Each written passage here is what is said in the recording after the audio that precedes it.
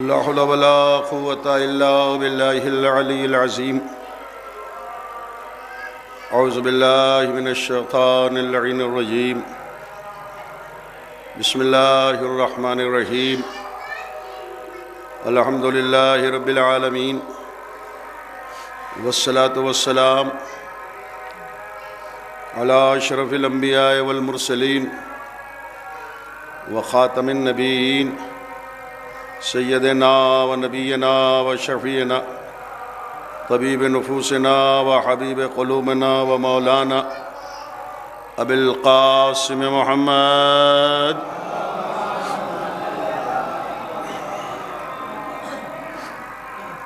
و آلہ الطیبین الطاہرین المعصومین المظلومین ولعنۃ اللہ علی الکاذبین.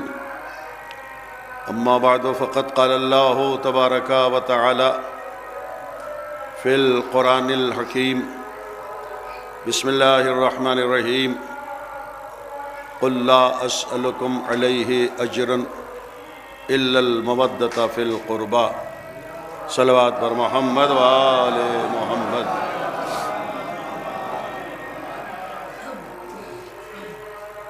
گرم جوشی کے ساتھ ایک صلوات پڑھیں. بھی تو ٹھنڈک نہیں شروع ہوئی ہے بھائی، تو صلوات میں گرم جوشی ہے.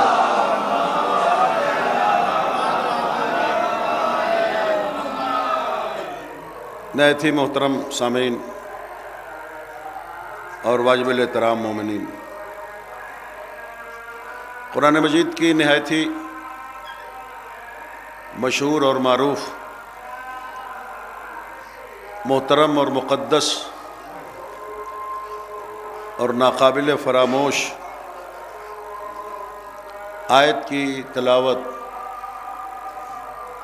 کا شرف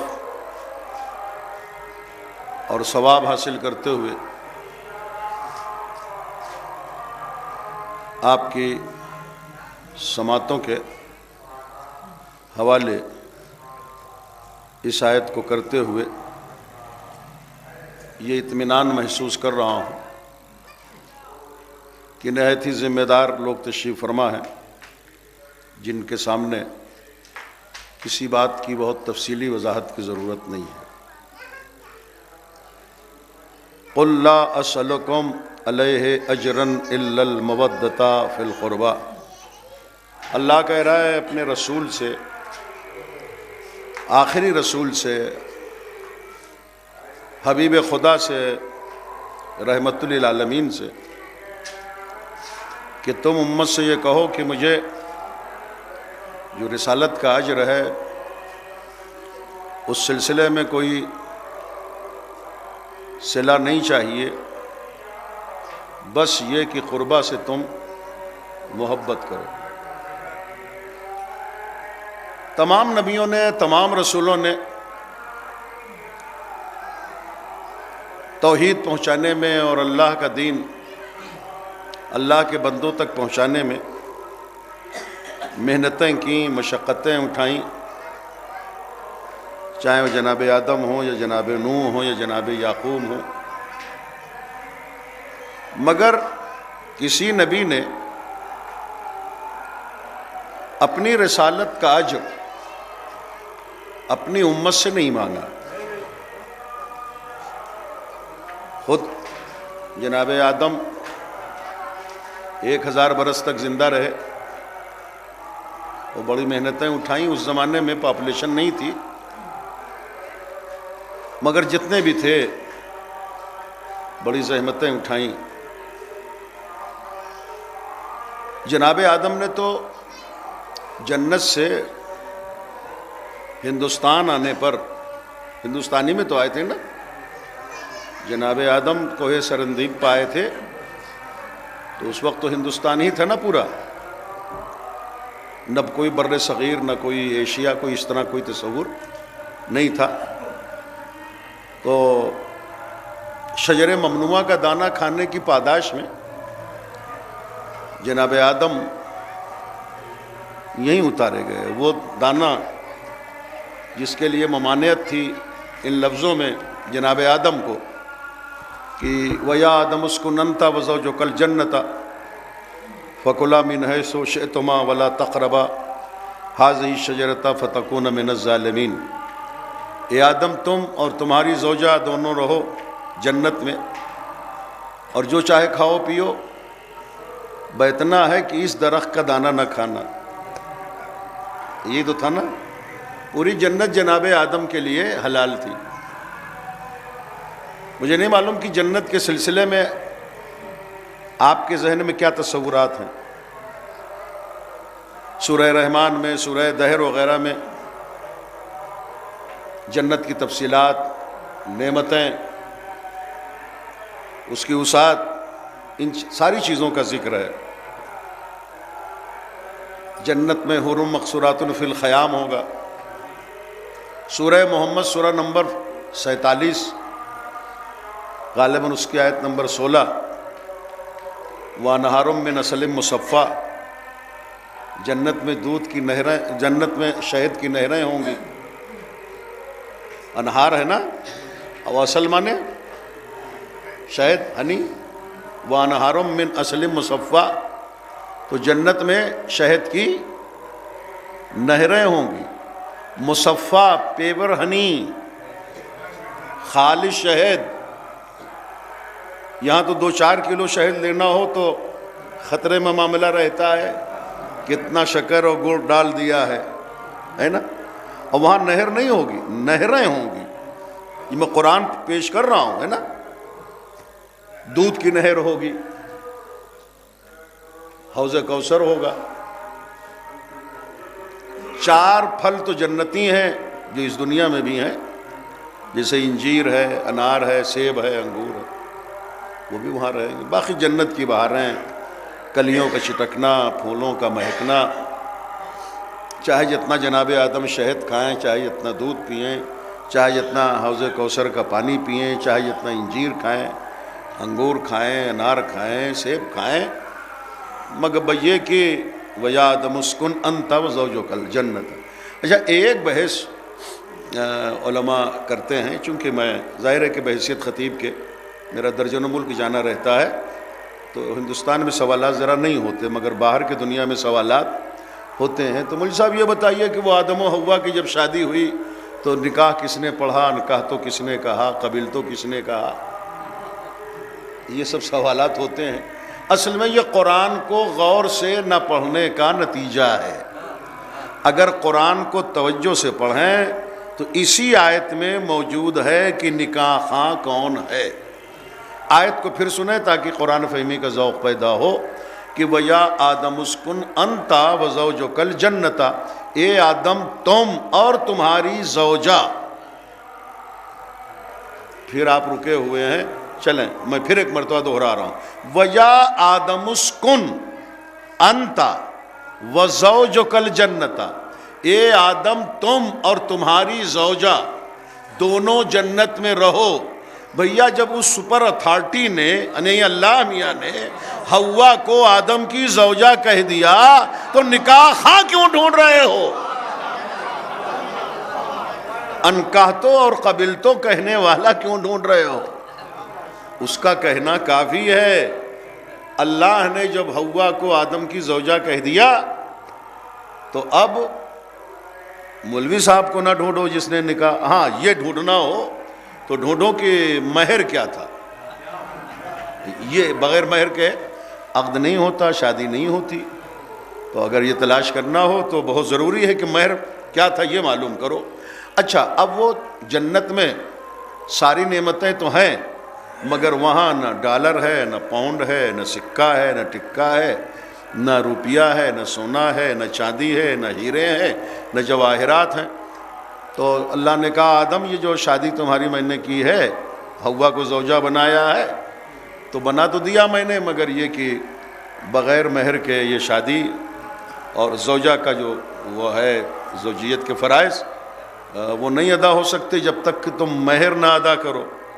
तो जनाब आदम ने कहा परवरदिगार इस जन्नत में महर क्या अदा करूँ, न रुपया, न टिक्का, न सोना, न चांदी। का बहुत इजी महर है, बहुत आसान है। परवरदिगारा क्या है वो महर? का मोहम्मद व आले मोहम्मद पर सलवात पढ़ो, यही तुम्हारी शादी का महर।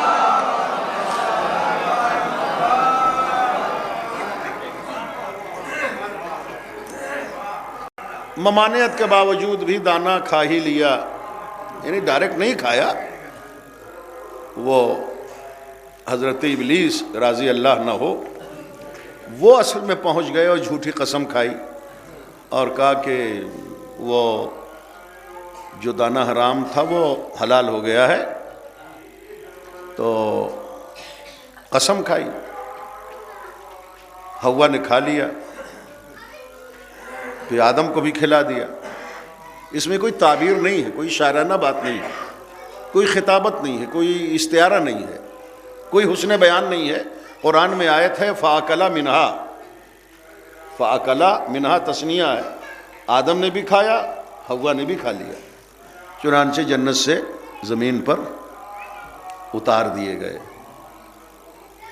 ایک لانگ پیریڈ تک جنت میں تھے جناب آدم، اور بس کیا بتایا جائے، ایک شعر یاد آ گیا، ابھی شعر یاد آ گیا، کچھ طے کر کے اب میں نہیں بیٹھ پاتا، اب کیا طے کریں، دو مجلسیں ہو رہی ہیں روز، کل بھی 2 مجلس، آج بھی تو کتنا سیٹ کر رہے ہیں نا، تو بس یہ کہ آپ کی دعاؤں سے، منبر کے فیض سے اور لطف الہی سے جو ذہن میں آتا رہتا ہے، روح القدس کی تائید سے وہ ہم پیش کرتے رہتے ہیں۔ سوال اس بات کا ہے کہ آدم اور حوا جب زمین پہ آئے ہیں تو جنت تو چھن گئی۔ اب شعر سن لیں، شاعر کہتا ہے، دیکھ رہا ہوں موڈ کتنا ادھر ہی سے متوجہ ہے نا، وہاں میں اصل میں تھرمامیٹر کو کبھی کبھی چالو کرنا پڑتا ہے کہ سامنے بیٹھ کے کتنا حاضر ہیں۔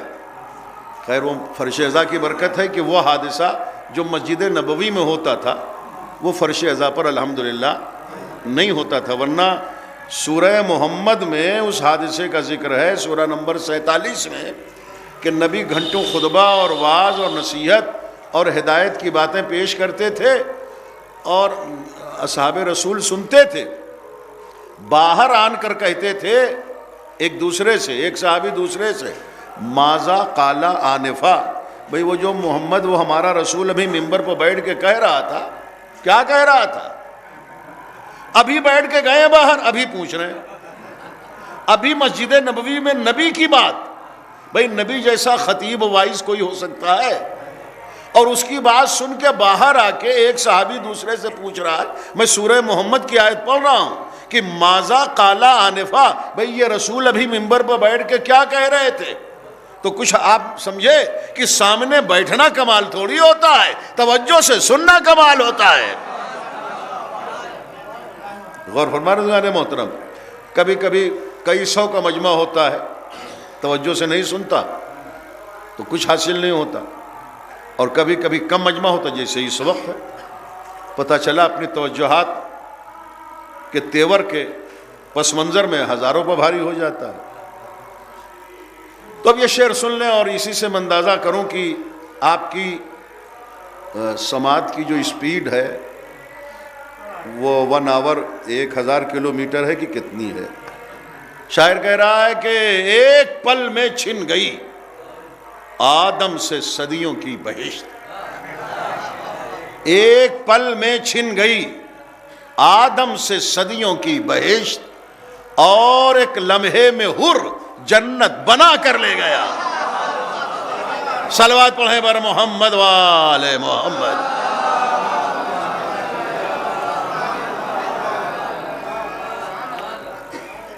تو بہرحال بہت پاپڑ بیلنا پڑا، زمین پر آنے کے بعد ہندوستان کی سرزمین پر آئے، اور ہندوستان کی سرزمین پر 40 سال رہے جناب آدم۔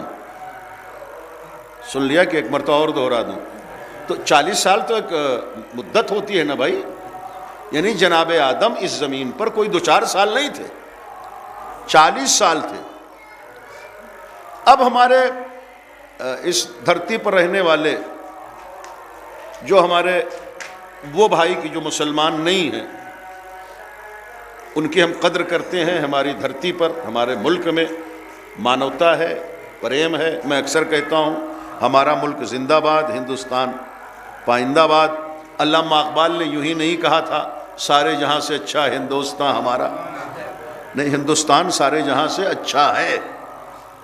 اور یہ کم سے کم میں کہوں تو آپ مان لیں کہ ہندوستان سارے جہان سے اچھا ہے۔ اس لیے کہ جو اپنی آنکھوں سے درجنوں ملک دیکھ رہا ہو، وہاں کی تہذیب، وہاں کا کلچر، اور پھر یہاں، اور کسی نے چیلنج بھی تو نہیں کیا اب تک کہ یہ قومی ترانہ ہندوستان کا کیوں ہے، سارے جہاں سے اچھا ہندوستان ہمارا۔ کم سے کم سعودی عربیہ کہتا کہ بھائی ہمارے ملک میں مکہ اور مدینہ ہے تو ہم کو حق ہے کہ ہم سارے جہان سے اچھا کہیں، یہ قومی ترانہ ہندوستان نہ پڑھے، مگر کسی نے کوئی اعتراض نہیں کیا۔ امریکہ سپر پاور ہے، وہ بھی سن رہا ہے سارے جہاں سے اچھا ہندوستان ہمارا، اور سب کو سننا پڑے گا، اس لیے کہ دنیا کے سب سے اچھے انسان حسین نے نرغہ اعدہ میں گرنے کے بعد کسی اور ملک جانے کی تمنا نہیں کی تھی، ہندوستان آنے کی تمنا کی تھی۔ تو ہندوستان تو سب سے اچھا رہے گا، یوں بھی سب سے اچھا رہے گا، چاہے وہ سعودیہ ہی کیوں نہ ہو جہاں مکہ مدینہ ہے، اس سے بھی اچھا ہمارا ملک رہے گا۔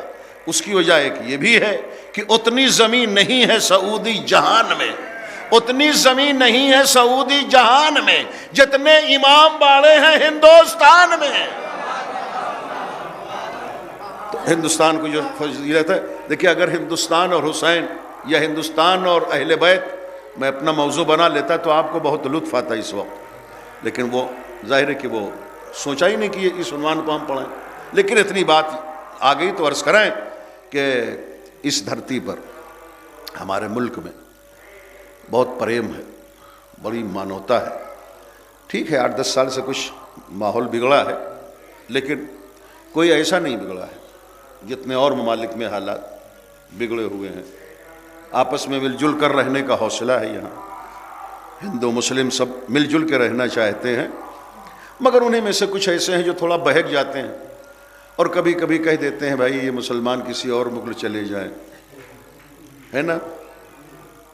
تو ان سے مہدی حسن بھائی جلال پوری یہی کہنا چاہتا ہے بھیا ہم ہندوستان میں کسی اور کی زمین پر نہیں ہیں، اپنے بابا آدم ہی کی زمین پر، یہ ان کی دھرتی ہے، وہ یہیں اترے تھے جنت سے۔ تو آدم نے بڑی محنت کی نا 1000 سال تک، اور 40 سال تک تو روتے ہی رہے، پھر وہ گئے مکہ، گئے عرفات، گئے منی گئے۔ آدم کی توبہ ہی نہیں قبول ہو رہی تھی، 40 سال تک توبہ ہی نہیں قبول ہوئی۔ اب اس پس منظر میں ہم نہیں جائیں گے ورنہ باتیں رہ جائیں گی، لیکن اتنا عرض کریں آپ کی خدمت میں کہ جناب آدم علیہ السلام اللہ کے نبی، زمین پر اس کے خلیفہ، اس کے پہلے ہادی، اور بڑی محنت کی اللہ کا دین پہنچانے میں، اس کی توحید پہنچانے میں۔ دین ہی تھا اس وقت، شریعت نہیں تھی۔ دیکھیں یہ سب لفظ بڑے قیمتی ہوتے ہیں، اس وقت دین تو تھا، دین اسلام، شریعت نہیں تھی۔ اگر شریعت ہوتی تو قابیل کو حابیل کے دفن کا سلیقہ معلوم رہتا شریعت کی روشنی میں، ہے نا۔ شریعت تو جناب نوح سے شروع ہوئی ہے نا، جناب نوح سے شریعت کا آغاز ہوا ہے، دین تھا، اور بڑی محنت کی جناب آدم نے دین پہنچانے میں، شریعت پہنچانے، اسلام پہنچانے میں۔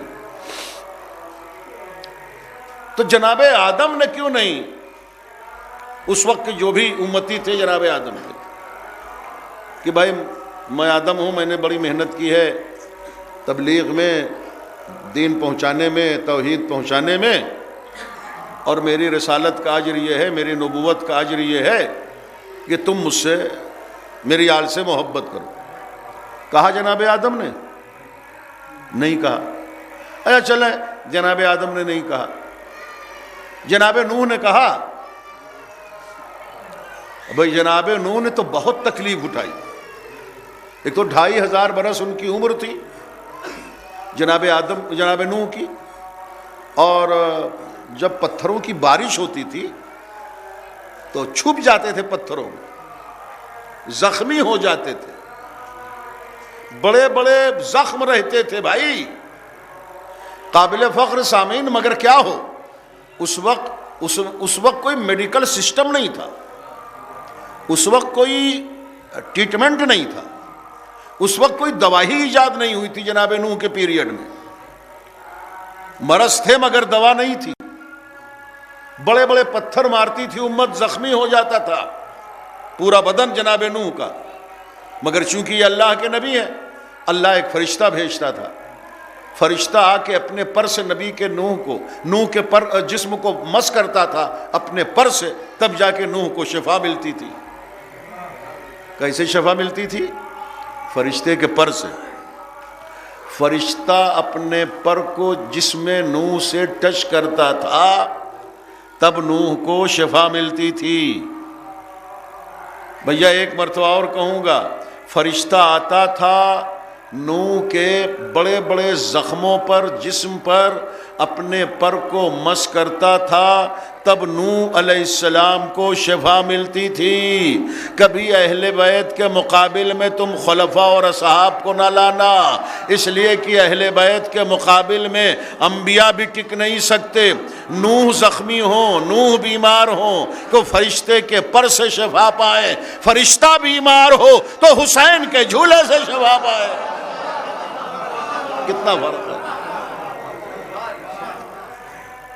مگر جناب نوح نے بھی اپنی رسالت کا اجر امت سے نہیں مانگا، اللہ پر چھوڑ دیا۔ کیا حرج تھا کہ مانگ لیتے؟ جناب یعقوب ہیں، 12 بیٹے ہیں، ہے نا؟ دیکھیں جناب آدم اپنی نبوت کا اجر امت سے اس لیے نہیں مانگ سکے کہ ان کا ایک بیٹا قاتل نکل گیا، ہے نا؟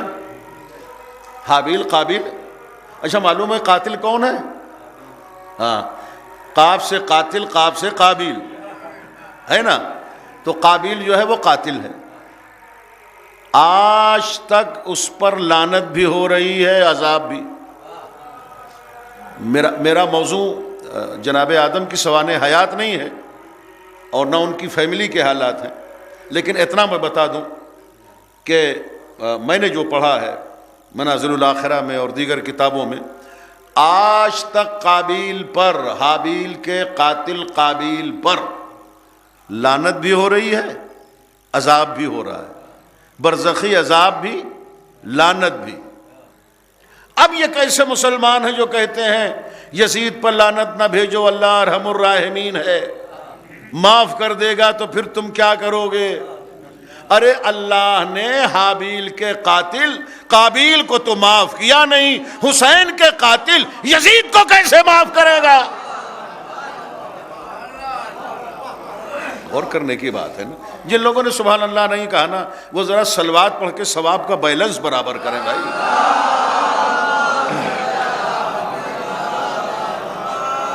سلامت رہیں آپ تمام حضرات۔ تو آدم کی مجبوری آ گئی کہ اگر کہتے میری آل سے محبت کرو تو قاتل سے کوئی محبت کرے گا؟ قاتل کی محبت اجر رسالت بنے گی؟ تو وہ نہیں مانگا۔ اچھا اب نوح بھی بیچارے کس منہ سے کہتے کہ میری نبوت اور رسالت کا اجر یہ ہے کہ میری آل سے محبت کرو؟ ایک بیٹا کنعان گمراہ ہو گیا اور بڑا زبردست گمراہ ہوا، بڑا تگڑا گمراہ ہوا، اتنا کہ کشتی میں 80 بیٹھے، نوح کی زوجہ نہیں بیٹھی، وائلہ۔ نوح کی زوجہ کا نام کیا تھا؟ وائلہ، واو الف عین لام، نہیں بیٹھی۔ نوح کی زوجہ نہیں بیٹھی، نبی کی زوجہ نہیں بیٹھی۔ اچھا نبی کا ساتھ نہیں دیا، نبی کی زوجہ تھی، انجام کیا ہوا؟ جہنم نا۔ نوح جیسے نبی کی زوجہ کا انجام جہنم۔ آج میں کیا کروں، بعض فقرے مجھے کئی مرتبہ دہرانا پڑ رہے ہیں، جبکہ میرا یہ مزاج خطابت نہیں ہے، لیکن یہ کیا کروں کہ بعض افکار جو لفظوں میں ڈھلے ہوئے ہیں اس کو پرزور بنانے کے لیے میں محسوس کر رہا ہوں کہ ایک مرتبہ میں کام نہیں چل رہا ہے، تو دوسری مرتبہ میں دہرا دیتا ہوں یا تیسری مرتبہ۔ دیکھیں وائلہ ہے نبی کی زوجہ، انجام ہے جہنم۔ اس کا مطلب یہ ہے کہ جنت نبی کے زوجہ کے رشتے سے نہیں ملتی، اعمال کی بنیاد پر ملتی ہے۔ اگر نبی کی زوجہ کے رشتے کی بنیاد پر اللہ جنت بانٹتا ہوتا تو پھر نوح کی زوجہ جہنم میں نہ جاتی، لوط کی زوجہ جہنم میں نہ جاتی، اور بھی معصوم کی بیویاں ہیں جو جہنم میں جائیں گی۔ یہ تو میں نے 2 نام لے لیے، ایک کا نام عائلہ ہے، ایک کا نام وائلہ ہے۔ بیٹا کنعان، نوح کا بیٹا، وہ بھی نہیں بیٹھا کشتی میں۔ جناب نوح کہتے رہے بیٹا بچ نہیں پاؤ گے اگر کشتی میں نہ ہوگے۔ اس کا اوور کانفیڈنس تھا، اس نے کہا، اور جو کہا وہ قرآن کی آیت بن کے آج بھی قرآن میں محفوظ ہے۔ جناب نوح نے جو کہا وہ بھی اللہ نے قرآن میں محفوظ رکھا۔ جناب نوح نے جو کہا کہ بیٹا آ جاؤ، آج بچ نہیں پاؤ گے اگر کشتی میں نہیں بیٹھو گے، وہ بھی پہاڑ مجھے پناہ دے دے گا، نجات مل جائے گی۔ یہ بھی گمراہوں کا عجیب طریقہ ہے کہ جب نبی کو چھوڑتے ہیں تو اپنی پناہ گاہ پہاڑ بنا لیتے ہیں۔ غور کیا آپ نے؟ تو بہرحال ہلاک ہو گیا کنعان۔ کس منہ سے کہتے نوح میری رسالت کا اجر یہ ہے کہ میری آل سے محبت کرو؟ کنعان سے کوئی محبت کرے گا؟ جناب یعقوب کی بڑی اہمیت ہے، بڑا درجہ ہے، نبیوں میں بڑا شرف ہے۔ ان کے 12 بیٹے ہیں، اور ان کے ایک بیٹے کے نام پر پورا ایک سورہ ہے، سورہ یوسف، جو قرآن مجید کا 12واں سورہ ہے، اور اللہ نے اسے احسن القصص کہا ہے، سب سے اچھا سورہ۔ پروردگار تیرے 114 سورے تیری کتاب میں ہیں، اور تجھے یہ کیا کہنے کی ضرورت تھی یہ سب سے اچھا سورہ ہے؟ آپ سورہ یوسف 12واں سورہ اٹھا کے دیکھیں، جیسے ہی آپ شروع کریں گے نا تو آپ کو یہ ملے گا لفظ احسن القصص۔ تمام قصوں میں جو 114 سوروں میں ہے، سب سے اچھا سورہ کون ہے؟ سورہ یوسف۔ یہ احسن القصص ہے، سب سے اچھا سورہ۔ تو یہ سب سے اچھا سورہ کیا ہے؟ اس کا خلاصہ یہی تو ہے نا کہ 9 بھائیوں نے مل کے جناب یوسف کو کنویں میں ڈال دیا تھا، ہے نا؟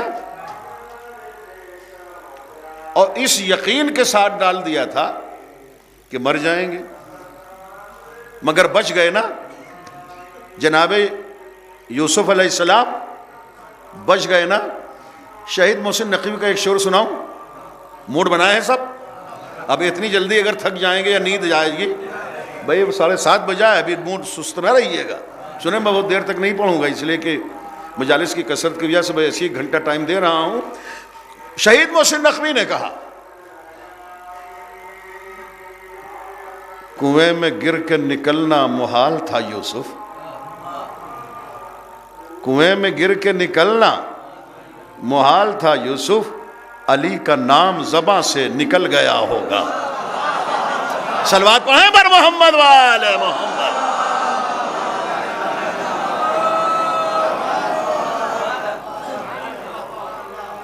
اچھا، پھر 9 بھائیوں نے وہ جو بہرحال ٹیکنک سے نکلے جناب یوسف کنویں سے، اور پھر سوداگر آئے اور پھر وہ غلام بنے جناب یوسف، مصر کے بادشاہ ہوئے، بازار مصر میں بکے۔ پھر نتیجہ کیا ہوا؟ مصر کے بادشاہ ہوئے۔ احسن القصص، سب سے اچھا قصہ، سب سے اچھا واقعہ اللہ کہہ رہا ہے۔ کیوں؟ جب یہ 9 بھائی جنہوں نے کنویں میں ڈالا تھا، یوسف مصر کے بادشاہ ہوئے۔ جو میسج دے رہا ہوں اسے آپ سنیے، لوگوں کو بتائیں کہ مہدی حسن بھائی جلال پوری نے یہ بات بتائی تھی آج 15 دسمبر کو یہاں مطلوب پور میں، کریم پور میں، نگپور میں۔ تو 9 بھائی جب پہنچے تو جناب یوسف علیہ السلام نے گزشتہ کسی بھی بات کا حوالہ دیتے ہوئے، نہ دیتے ہوئے کہ تم نے مجھے کنویں میں ڈالا تھا، تم نے مجھے مار ڈالنے کی کوشش کی تھی، جناب یوسف علیہ السلام نے مسکراتے ہوئے ان 9 بھائیوں کا استقبال کیا اور ساری خطاؤں کو معاف کر دیا. اس لیے وہ احسن القصص ہے کہ ہمیں یہ میسج دے رہا ہے سورہ کہ اگر بھائی بھی غلطی کرے تو اسے کلیجے سے لگانے کا حوصلہ رکھو. یہ قرآن کی تعلیم ہے، یہ نبی کی تعلیم ہے.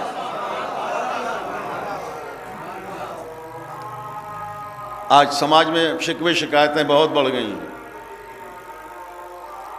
اتنی بڑھ گئی ہیں کہ جوہر کانپوری کا ایک شعر یاد آنے لگا. اس نے کہا کہ صلوات پڑھے بر محمد وآل محمد.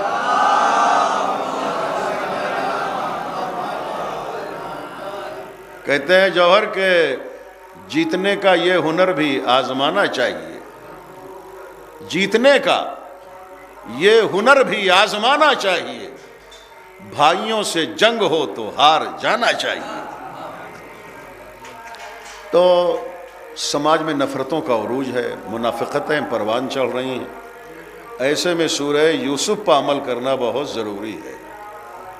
بہرحال تو جناب یعقوب نے اپنی رسالت کے سلسلے میں جو محنت کی، یہ نہیں کہا کہ میری رسالت کا اجر یہ ہے کہ میری آل سے محبت کرے. ارے وہ 9 جو حاسد ہیں ان سے کوئی محبت کرے گا؟ یہ جناب یعقوب کی آل ہے جنہوں نے اپنے سگے بھائی کو کنویں میں ڈال دیا ہے نا. تو کسی نبی کی آل کا اسٹیٹس اور شان اتنا بلند نہیں ہے کہ ان کے بیٹوں کی، فیملی کی، آل کی کی شان اجر رسالت بن سکے اور محبت اجر رسالت قرار پا سکے. بس یہ محمد کی آل ہے جس کی شان اتنا بلند ہے کہ نبی نے خود ہی فرما دیا اولنا محمد و اوسطنا محمد و آخرنا محمد و کلنا محمد. کردار کے اعتبار سے، سیرت کے اعتبار سے، رفتار کے اعتبار سے، عمل کے اعتبار سے، ایقان کے اعتبار سے، طہارت کے اعتبار سے، شجاعت کے اعتبار سے، تقوی کے اعتبار سے، اخلاق کے اعتبار سے، نماز کے اعتبار سے، رکوع و سجود کے اعتبار سے، تشہد و سلام کے اعتبار سے، روزوں کے معراج کے اعتبار سے، زکوٰۃ دینے کے اعتبار سے، جو پہلا ہے وہی اوسط ہے، وہی آخر ہے، سب ایک جیسے. اسی لیے آل محمد کی محبت اجر رسالت بنے. میرے حبیب، رسالت کا اجر یہ ہے کہ تم اپنی آل کی محبت مانگو اپنی امت سے. دیکھیں، جو نماز واجب ہے، اللہ کو ضرورت ہے ہماری نماز کی. پوری دنیا نماز نہ پڑھے تب بھی اللہ اللہ رہے گا. ہمارے سجدوں کو اللہ کی ضرورت ہے، پوری دنیا سجدہ چھوڑ دے تب بھی اللہ اللہ رہے گا. سجدہ تو ہمارے فائدے کے لیے ہے. نیو یارک میں ایک دماغ کا ہاسپٹل ہے، نیرو کا جو ہائی اسپیشلسٹ ہے، وہاں جو ٹینشن والے ہوتے ہیں، دماغی امراض کے لوگ ہوتے ہیں، وہ جاتے ہیں. اس کا بیان ہے، اس کا بیان یہ ہے، وہ مسلمان نہیں ہے ڈاکٹر، اس کا بیان یہ ہے کہ میں نے یہ دیکھا کہ دماغی امراض کا شکار جتنا یہودیوں میں ہے، عیسائیوں میں لوگ ہیں، یا اور دیگر ایسے کہ جو مسلمان نہیں ہیں، اتنا مسلمانوں میں دماغی مریض نہیں ہے. اس نے اس کی وجہ بتائی. اس نے یہ کہا، توجہ ہے نا سب کی، جاگ اگ رہے ہیں کہ نہیں؟ ہاں سنیے گا، میں مصائب ہی پانے والا ہوں. اس نے یہ کہا کہ یہ وجہ بس یہ ہے کہ جس ہر چیز کی واشنگ کی ضرورت ہوتی ہے. 2 سال سے 1.5 سال سے گاڑی چلا رہے ہیں، اس کی واشنگ کی ضرورت ہے. بائک ہو، 4 ویلر ہو، 2 ویلر ہو، دھلائی کریے، واشنگ کرائیے، واشنگ ہو جائے گی پھر اچھی طرح چلنے لگے گی. اسی طرح ہمارے دماغ کی بھی، برین کی بھی واشنگ کی ضرورت ہے۔ برین کیسے واش ہو؟ دماغ کی دھلائی کیسے ہو؟ دماغ کی دھلائی پانی سے تھوڑی ہوگی، وہ تو اندر سے دھلائی ہونا ہے نا۔ تو دھلائی کیسے ہوگی؟ خون کے ذریعے۔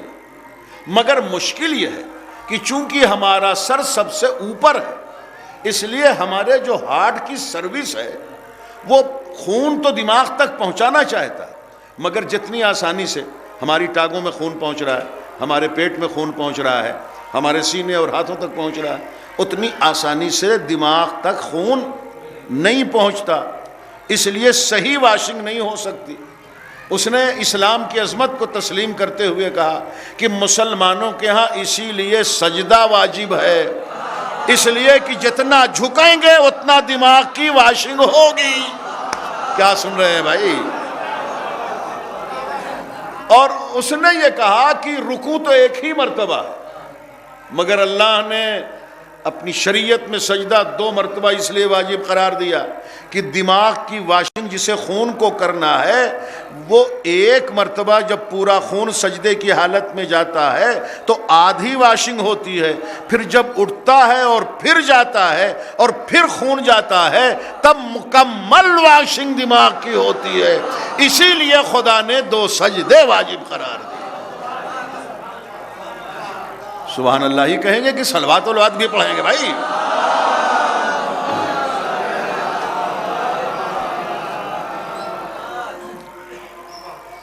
تو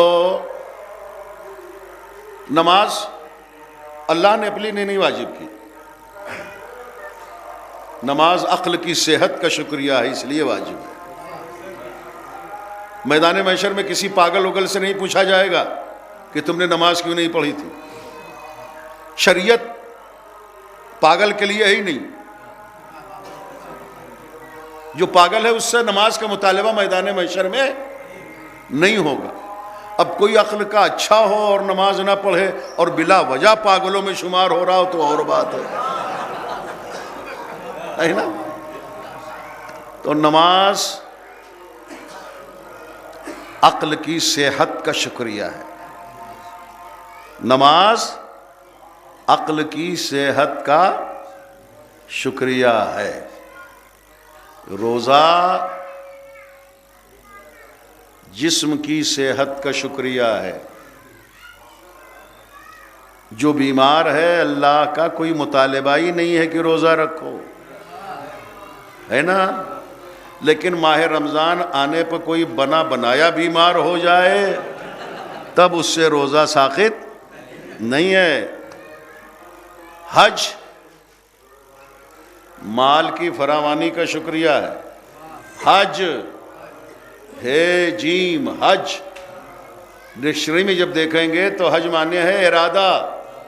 شریعت میں وہ طواف، نماز طواف، صفا و مروہ کے درمیان سعی اور میدان منا میں جانا اور وقوف عرفات اور قربانی، یہ سب اصطلاح شریعت میں حج کے مفہوم ہیں۔ لغت میں حج کے معنی یہ سب نہیں ہے۔ آپ جب لغت میں دیکھیں گے حج تو حج کے معنی طواف کعبہ نہیں لکھا ہے، حج کے معنی لکھا ہے بس ارادہ۔ حج معنی ارادہ، تو بھیا جن پہ حج واجب ہے کم سے کم وہ حج کے معنی ہی ادا کریں، یعنی ارادہ تو کریں۔ بعض لوگ جن پہ حج واجب ہے وہاں جانا تو دور کی بات، وہ لغوی معنی بھی نہیں ادا کرتے، ارادہ ہی نہیں کرتے۔ ارادے کریں تو اللہ برکت دے۔ تو نماز عقل کی صحت کا شکریہ، روزہ جسم کی صحت کا شکریہ، حج مال کا شکریہ، محبت اہل بیت نسل کی طہارت کا شکریہ۔ توجہ دے، صلوات پڑھ دینا بر محمد والے محمد۔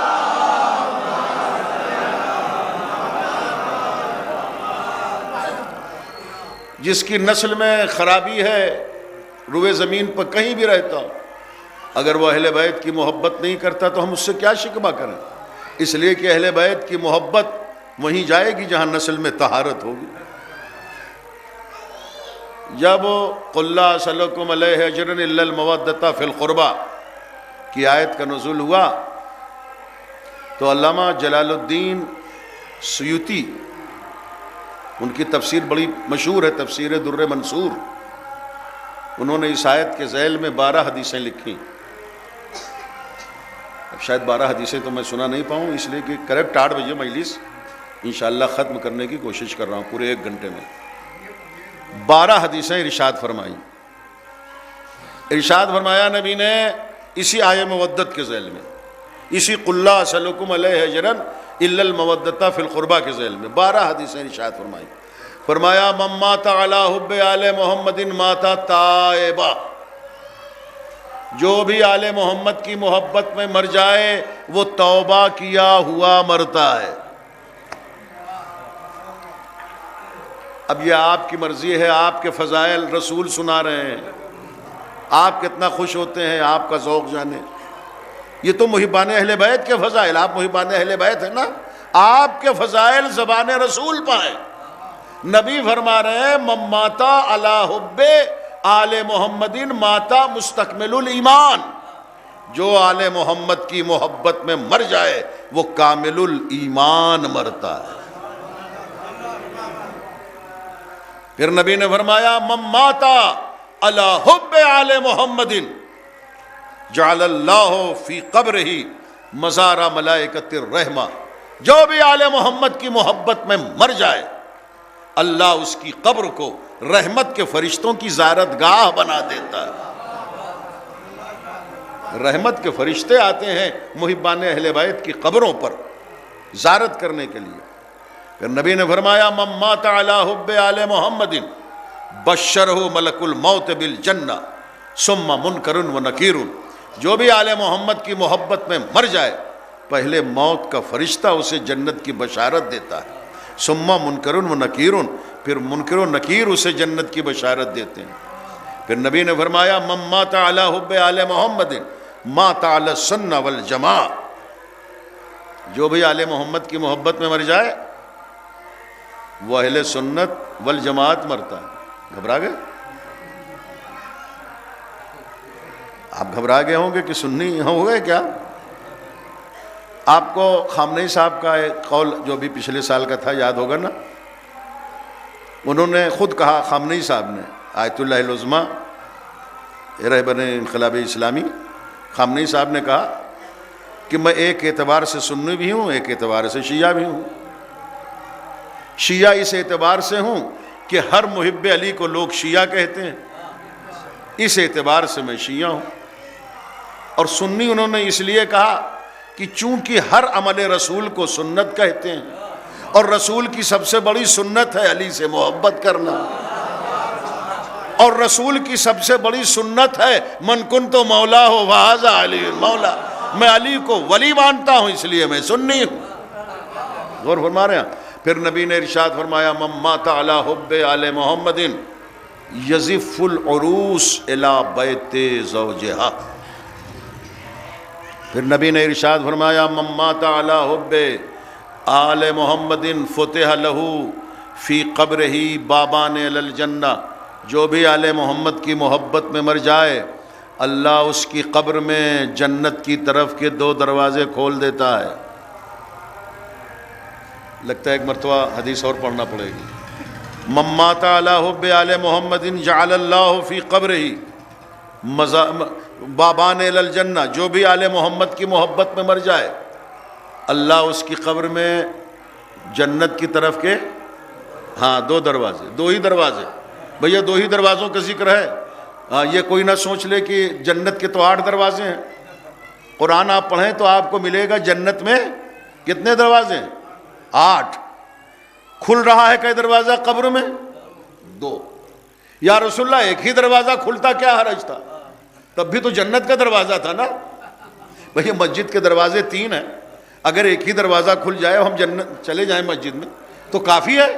کیا ضرورت ہے کہ مہدی حسن وائز کے لیے 3 دروازے کھلے؟ ایک دروازہ کھل گیا مسجد میں پہنچ گئے. تو یا رسول اللہ 2 دروازے کیوں کھل رہے ہیں؟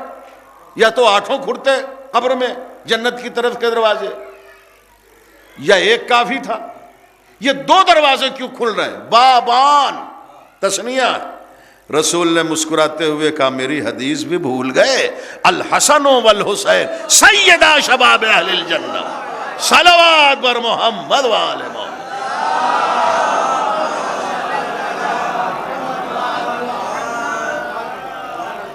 اور اسی سلسلہ حدیث میں ہے من مات علی حب آل محمد مات شہیدہ. اور 3 منفی حدیثیں بھی ہیں، تبھی تو 12 ہوں گی. ہے میں نے گنا نہیں، ذمہ داری کچھ آپ کی ہے، میں پڑھوں بھی اور گنوں بھی. مجھے نہیں معلوم کہ آپ نے کتنا شمار کیا ہے نا. لیکن یہ کہ منفی حدیثیں بھی ہیں، مائنس حدیثیں بھی ہیں. فرمایا نبی نے من مات علی بغض آل محمد ماتا کافرہ، جو بھی آل محمد کا بغض دل میں رکھ کے مر جائے وہ کافر مرتا ہے. جو بھی مر جائے آل محمد کا بغض دل میں رکھ کے وہ کافر مرتا ہے. پھر کئی مرتبہ کہوں، جو بھی مر جائے آل محمد کا بغض دل میں رکھ کے وہ کافر مرتا ہے. تو اب جو بھی مر جائے تو جو بھی مر جائے، آج کا ہو یا 1400 برس پہلے کا ہو، ہے نا. پھر نبی نے ارشاد فرمایا من مات علی بغض آل محمد لم یشم رائحۃ الجنہ، جو بھی آل محمد کا دل بغض میں رکھ کے مر جائے وہ جنت کی بو سونگھ نہیں سکتا. اور پھر نبی نے فرمایا جو بھی من مات علی بغض آل محمد جاء یوم القیامت مکتوب بین عینیہ آیس من رحمت اللہ. جو بھی آل محمد کا بغض دل میں رکھ کے مر جائے وہ میدان محشر میں اس طرح سے لایا جائے گا کہ اس کی پیشانی پر لکھا ہوگا یہ سب سے زیادہ خدا کی رحمت سے مایوس ہے. بس اب روک رہا ہوں، یہ سلسلہ کہیں رکنے والا نہیں ہے تو روکنا پڑتا ہے نا. ہاں نہیں 12 ہو گیا نا. ہاں وہ اس میں زغوار بھائی اگر کوئی چیلنج کی بات آ جائے کہ آپ اسی آیت پر اسی سلسلے پر 12 بجے رات تک پڑھیں تو وہ چیلنج بھی ہمیں قبول ہوگا. لیکن نہیں، ایک روایتی اور رسمی طور پر 1 گھنٹے کا بیان ہوتا ہے اور حضرات کی دعاؤں سے، ورنہ ظاہر فضائل تو ایک ٹھاٹھے مارتے ہوئے سمندر کا نام ہے. اس میں سے تو میں نے شاید قطرہ بھی کچھ نہیں پڑھا ہے، منتخب نہیں کیا ہے. لیکن بہرحال تو بس شکر گزار ہوں آپ حضرات کی توجہات کا اور دعا گو ہوں کہ اہل بیت کا خالق بحق اہل بیت آپ سب کو تمام آفات و بلیات سے محفوظ رکھے. اور عزیزم مولانا کمیل نے ظاہر ہے کہ اہتمام کیا، اس ایصال ثواب کا اور مرنے والوں کا حق ہے کہ انہیں یاد کیا جائے. خاص طور سے شب جمعہ روحیں آتی ہیں گھروں میں. کوئی یہ تو نہیں سوچ رہا ہے کہ پتہ نہیں آتی ہیں کہ نہیں. ارے بھائی تحفۃ العوام مفاتیح الجنان اٹھا کے دیکھیے، روحیں آتی ہیں، ہر حال میں آتی ہیں اور انتظار کرتی ہیں میرے گھر والے، میرا بیٹا، میری زوجہ، میری بیٹی، میرا بھائی مجھے کیا دے رہا ہے. اور کچھ مل جاتا ہے تو پھر یہاں سے جو 4000 کلومیٹر کا ڈسٹنس ہے کم و بیش وادی السلام، پھر یہ روح وہاں وہ گفٹ، وہ تحفہ، وہ سورہ، وہ کھانا کا ثواب سب لے کے چلی جاتی ہے. اور اگر کچھ نہیں ملتا تو روح بہت کڑتی ہوئی یہاں سے جو آتی ہے وادی السلام سے. ہماری سب روحیں وادی السلام میں ہے نا، مولا کائنات کا جہاں مزار ہے وہاں وادی السلام ہے، وہاں سے روحیں شب جمعہ کو آتی ہیں. اس لیے ہمیں یہ چاہیے کہ شب جمعہ جو کھانا پکا ہے وہ اپنے مرحومین کے نام سورہ حمد، سورہ توحید پڑھ کے اور صلوات پھر پڑھ کے محمد و آل محمد کے وسیلے سے مرحومین کو بھیجیں. مسلمان محترم اور میرے ذمہ دار سامعین، آل محمد کی فضیلت یہ ہے کہ ان کی محبت اجر رسالت ہے،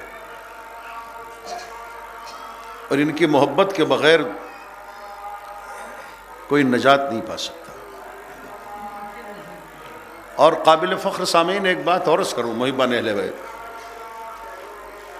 کہ اہل بیت کی محبت تو واجب ہے بہرحال، لیکن اس خانوادے میں اور جو ہستیاں ہیں ان سے بھی عقیدت واجب، چاہے وہ جناب زینب ہو، چاہے جناب علی اکبر ہو، چاہے جناب عباس ہو،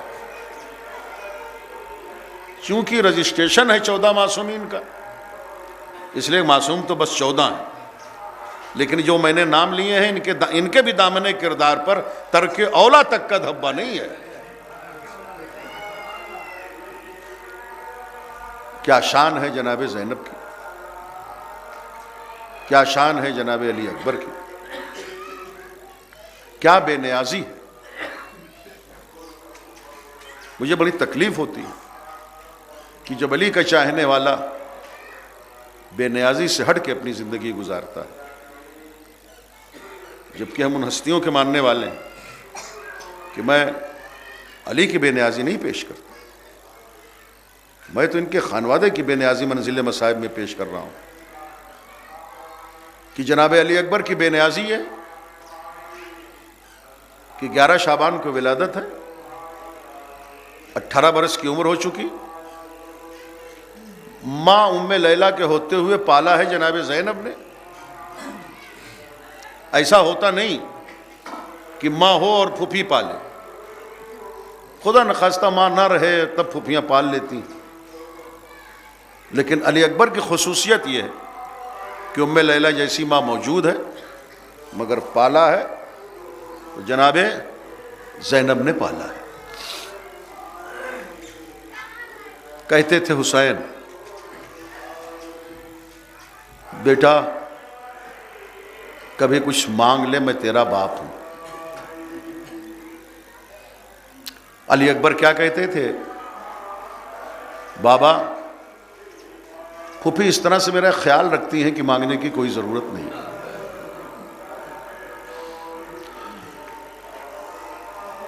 جناب زینب علی کی شہادت کے وقت جناب زینب کی عمر اچھی خاصی، جناب مولا کائنات اپنی بیٹی زینب سے کہتے تھے بیٹی میں کائنات کا مشکل کشا ہوں، کچھ مانگ لے، مگر نہ پوری زندگی علی اکبر نے کچھ مانگا حسین سے، نہ پوری زندگی زینب نے مانگا علی سے۔ زندگی کی آخری سانس کے موقع پر، آخری لمحات میں علی اکبر نے مانگا ہے کچھ۔ وہ ہنگام وہ تھا کہ جب آئے ہیں علی اکبر مقتل میں اور 82 دشمنوں کو تہہ تیغ کیا تو شدید پیاس کا غلبہ ہو گیا، زبان خشک، ہونٹ خشک، عجیب عالم تھا علی اکبر کا۔ کربلا کے مقتل سے جو بھی مقتل میں آیا دوبارہ واپس نہیں آیا، بالی اکبر آئے واپس اور حسین کی خدمت میں آن کر کہتے ہیں بابا تم زندگی بھر کہتے رہے بابا کہ بیٹا کچھ مانگ، بابا میں نے کبھی کچھ نہیں مانگا، آج مانگ رہا ہوں۔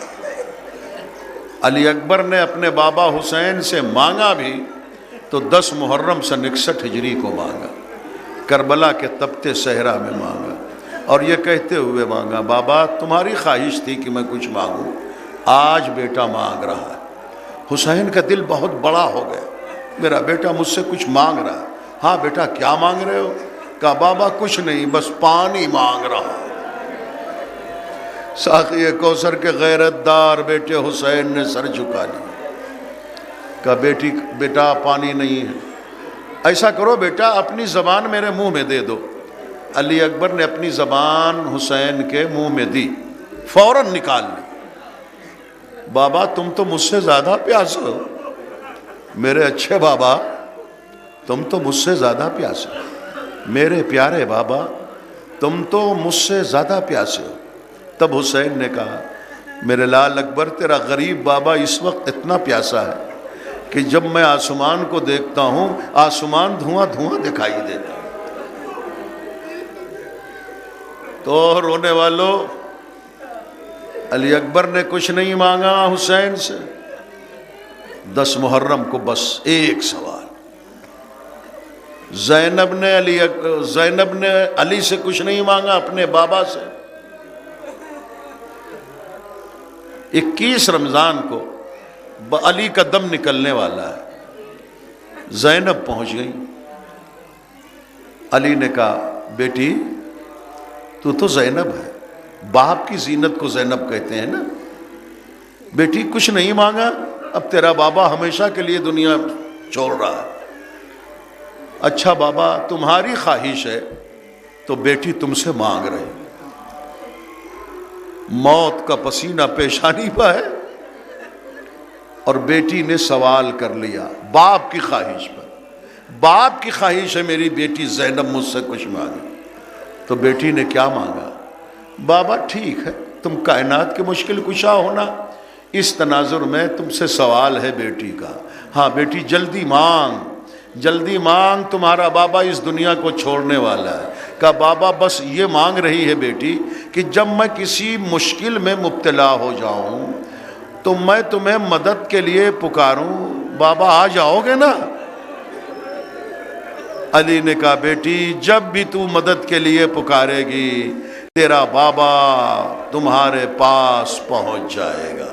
اور علی کا دم نکل گیا۔ زمانہ بڑی تیزی سے آگے بڑھتا گیا، 10 محرم کو بڑا بھرا گھر زہرا کا اجڑ گیا، کربلا کے بن میں شام غریبہ آ گئی، یتیموں کی شام، بیواؤں کی شام، پیاسے بچوں کی شام۔ ٹوٹا ہوا نیزہ لے کے زینب پہرا دے رہی ہے، پہرا دیتے دیتے ایک مرتبہ زینب کو اپنی تنہائی کا احساس ہوا۔ کربلا کا جنگل، ہر طرف لاشیں، جلی ہوئی خیموں کی راکھ پر 39 بچے، 35 عورتیں، زینب کا پہرا۔ آدھی رات زینب کو پہرا دیتے دیتے اپنی تنہائی کا احساس ہوا، اپنی غربت کا۔ روتے رہو، ماتم کرتے رہو، میں بہت قیامت کا مصائب 2 منٹ میں پڑھنا چاہتا ہوں۔ ایک مرتبہ جب زینب کو اپنی تنہائی کا احساس ہوا، نجف کا رخ کر کے آواز دی بابا تم نے وعدہ کیا تھا وقت شہادت بیٹی سے کہ جب بیٹی بلائے گی تو آ جاؤ گے، بابا اس وقت آ جاؤ۔ بابا تمہاری بیٹی اس وقت بہت تنہا ہے، بہت غریب ہے۔ عزادارو زینب کا یہ جملہ تمام ہوا تھا کہ سامنے سے کوئی آنے لگا۔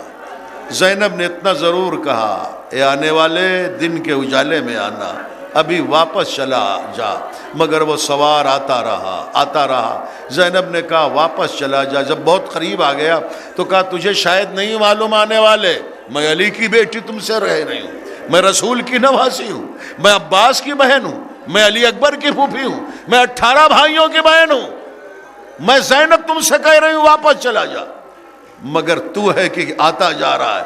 یہاں تک کہ بالکل قریب آ کے آنے والے نے نقاب الٹ دی۔ زینب نے دیکھا یہ تو میرا بابا ہے۔ عزادارو ایک مرتبہ تڑپ کے زینب بیبیوں کی طرف مڑ گئیں، بیبیوں جلدی سے کوئی چادر دو، یہ زندگی کا پہلا موقع ہے، میرا بابا میرے سامنے کھڑا ہے، میرا سر کھلا ہے، جلدی کوئی چادر دو ہاں رونے والوں۔ اور اسی طرح گریا کرتے رہو، اس لیے کہ فاطمہ زہرا رومال لیے ہوئے آپ کے آنسوؤں کو جمع کر رہے ہیں۔ ارے بیبیوں جلدی سے کوئی چادر دے دو، میرا بابا ہے، میرا سر کھلا ہے۔ اور اس کے بعد زینب نے کہا بابا تب کہاں تھے جب میرے عباس کا شانہ کٹا؟ بابا تب نہیں آئے جب میرے اکبر کے سینے پر برچھی لگی؟ بابا تب کیوں نہیں آئے تھے جب میرے قاسم کا لاشا زندگی میں گھوڑوں کی ٹاپوں سے پامال ہوا؟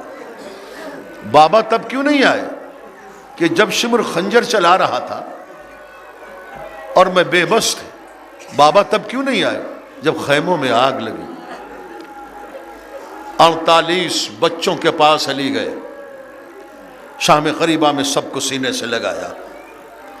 کبھی عباس کے 6 برس کے بیٹے محمد کے پاس علی آئے، دست شفقت پھیرا، سینے سے لگایا۔ علی شام غریبہ میں کبھی عاتقہ مسلم بن عقیل کی 7 برس کی یتیم بچی کے پاس گئے، اس بچی کے سر پر ہاتھ تھے، سینے سے لگایا۔ کبھی 5 برس کے 5ویں امام محمد باقر کے پاس گئے، سینے سے لگایا، پیار کیا۔ سارے بچوں کو علی نے سینے سے لگایا، مگر سکینہ کو سینے سے نہیں لگا سکے، اس لیے کہ سکینہ جب علی آئے نا تو بچوں کے درمیان سے اڑ کے سکینہ بہت دور چلی گئی تھی۔ خدا آپ کی اولادوں کو سلامت رکھے، یتیمی کے داغ سے آپ کے بچوں کو محفوظ رکھے سکینہ کی یتیمی کے صدقے میں۔ جب علی نے دیکھا کہ ان بچوں کے درمیان سکینہ نہیں ہے، نظر اٹھائی تو بہت دور جا کے سکینہ کھڑی تھی۔ علی خود سکینہ کے پاس آئے، کہتے ہیں علی بیٹی سکینہ، ساری بچیاں سارے بچے میرے پاس آئے، تو دادا کے پاس نہیں آئی، کیا دادا سے ناراض ہے؟ سکینہ نے کہا دادا برا نہ مانو تو سکینہ تم سے ناراض ہے۔ بیٹی سکینہ ناراضگی کی وجہ کیا ہے؟ کہ ناراضگی کی وجہ یہ ہے آپ کی بیٹی زینب نے آپ کو مدد کے لیے پکارا، آپ نے جب چھوڑ کے فوراً آ گئے۔ دادا علی جب شمر خنجر چلا رہا تھا بابا کے گلے پر، میں کربلا کے مقتل میں تڑپ تڑپ کے کہہ رہی تھی ہے کہیں جو میرے بابا کو بچا لے۔ دادا اس وقت اگر آ گئے ہوتے تو میں یتیم تو نہ ہوتی، میرے بابا کا گلا تو نہ کٹتا، مگر دادا علی ٹھیک ہے، میری پھوپھی امیر باپ کی امیر بیٹی ہے، اس نے بلایا آپ آ گئے۔ میں غریب حسین کی غریب بیٹی کربلا کے مقتل میں گھراتی رہی ہے کوئی جو میرے بابا کو بچائے، آپ نہیں آئے۔ یہ سننا تھا، علی نے اپنے کرتے کا بٹن کھولا، کہا بیٹی سکینہ دیکھ۔ اب جو سکینہ نے غور سے دیکھا خنجر کا نشان، کہا دادا علی یہ کیا ہے؟ کہا بیٹی سکینہ جب شمر خنجر چلا رہا تھا تو کبھی میں اپنا گلا حسین کے گلے پر رکھتا تھا، کبھی فاطمہ ہاتھ رکھ دیتی تھی، لیکن جب حسین نے کہا اے بابا گلا ہٹا لو، اماں ہاتھ ہٹا لو، اے بیٹی سکینہ میں نے اپنا گلا ہٹایا، فاطمہ نے ہاتھ ہٹایا، شمر کا خنجر چل گیا، تو یتیم ہو گئی، کربلا میں پنجتن کا خاتمہ ہو گیا۔